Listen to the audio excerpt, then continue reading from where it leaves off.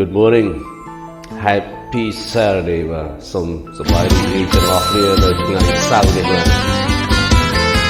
May God bless you all សូមជូនបទចម្រៀងមួយបទដើម្បីអ្វីទៅអូន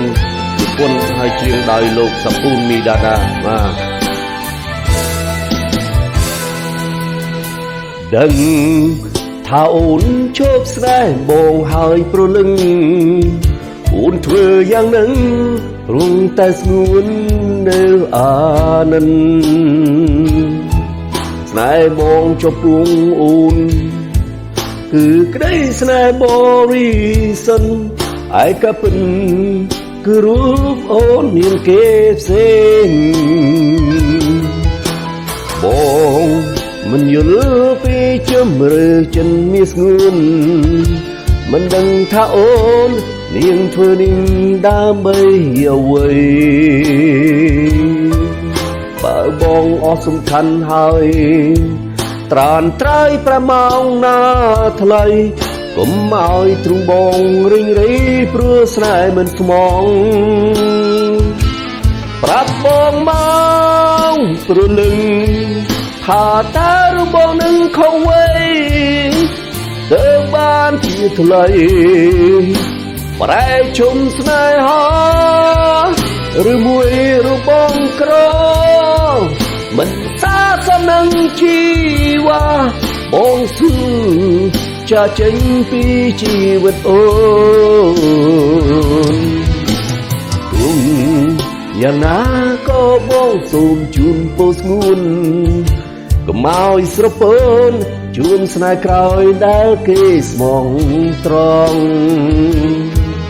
អនុសាដែលកន្លងហួងសូមអូនបងភ្លេចចោលចុងកុំស្រណោះនឹងងារនាំឈឺចាំ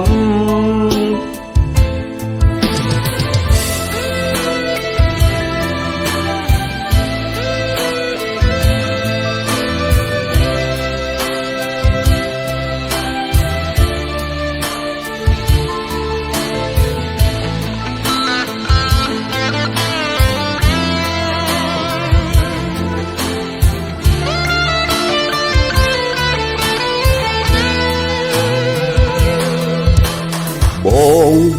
មិនយល់ពីជំរឿចិនមានស្ងួន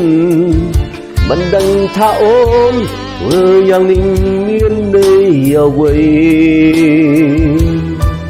បើបងអស់សំខាន់ហើយត្រានត្រៃប្រម៉ោងណាថ្លៃកុំឲ្យទ្រង់បងរិញរីព្រោះស្នេហ៍មិនស្មងប្រាប់បងមកព្រលឹងថាតើរូបបងនឹងខុសអ្វីទើបបានជាថ្លៃប្រែជុំស្នេហា